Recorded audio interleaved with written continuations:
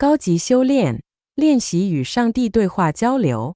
Advanced cultivation, practicing dialogue with the greatest creator. Jiefeng.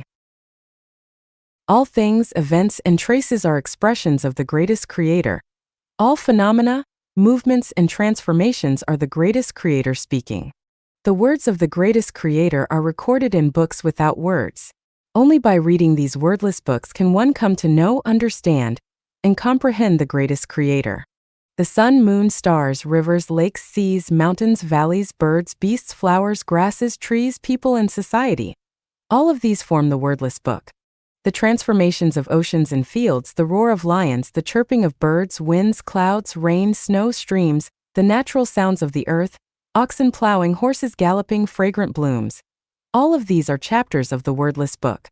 The alternation of day and night, the shifting of seasons, changing weather, growth and decay, lightning and thunder, and the migration of birds, all are expressions of the greatest creator speaking. Back pain, eye twitches, ear ringing, sorrow, longing, healing of wounds, dreams, eating, drinking, and bodily functions, all are ways the greatest creator communicates.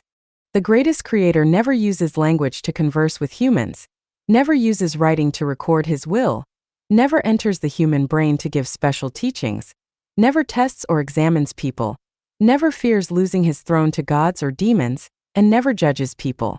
The greatest creator treats all life, especially humans, with fairness and justice. Anyone willing can communicate with the greatest creator. There is only one way to communicate with the greatest creator, through soul interaction.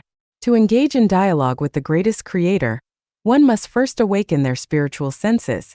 Relying solely on sight, hearing, smell, taste, and touch is insufficient. Let me share an example as inspiration for practicing dialogue with the greatest creator.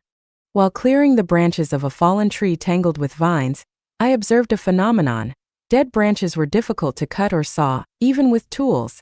Near-dead branches could be cut but were very tough, and branches that were alive were easy to cut. All phenomena are the greatest creator's words. So, what is this phenomenon saying? In other words, what is the greatest creator telling us?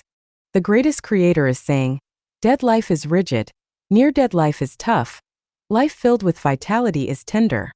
Realizing this message conveyed by the greatest creator through the phenomenon, I started trying to communicate with the greatest creator.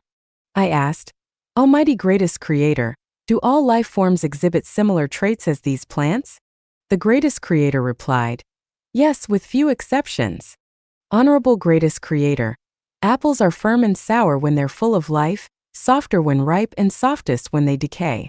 This phenomenon seems inconsistent with your conclusion, I said in confusion. The greatest creator responded, apples are fruits of life, seeds of life. They are not life itself. Fruits are not considered life until they start growing into form. Therefore, my conclusions about life do not apply to non-living things. Filled with gratitude, I continued, thank you, greatest creator, for teaching me such a profound truth. I would like to know what characteristics a person exhibits when they are dead, near death, or full of vitality. A dead life is rigid. Dead people are unresponsive to changes around them. Their minds, thoughts, awareness, and spirits are rigid. They remain unmoved by lightning and thunder, tsunamis and earthquakes, warning calls, or the nourishment of love. A life near death is tough. People nearing death are stubborn, inflexible, clinging to old beliefs, resistant to change, and unwilling to learn or think independently. They do not easily accept new ideas, perspectives, or things, often thinking themselves right, attached to tradition and routine, and are prone to resistance or indifference. Vital life is tender. Observe how delicate children are. They are the truly vibrant ones. Those who are curious and hopeful about the future, eager to learn and accept new ideas, who are teachable, lively, happy, and feel blessed without idols or rigid authority in their hearts, and who are easily taught, guided, or even misled, these are the truly vital beings, the greatest creator answered patiently and kindly. I was moved. Communicating directly with the greatest creator is so simple, so pleasant, so clear, so enlightening. The greatest creator is like a kind grandfather. I could feel this grandfather, the greatest creator, patting my head, ready to give me delightful things to enjoy. I then asked the greatest creator, Dear greatest creator, which kind of life do you prefer? The greatest creator replied with a smile. Of course, a life brimming with vitality, like that of a child. Curiously, I asked, beloved greatest creator, what kind of life is needed in heaven? What kind of person can enter heaven? The greatest creator laughed heartily but replied seriously. In heaven, there is absolutely no place for rigid or tough lives. Heaven requires vibrant lives. Those who are like children can enter heaven. Beloved greatest creator, can a person in their 60s become like a child? Can they be considered a child? The greatest creator feigned annoyance and replied, how foolish you are. Whether one is a child is not about age but about heart.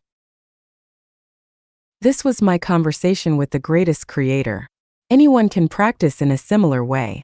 Every day we are surrounded by various phenomena, and the greatest creator is always ready to communicate with anyone, as long as we are willing, humble, and hold the greatest creator in our hearts. By walking in the greatest creator's path, we can effortlessly engage in direct dialogue with the greatest creator.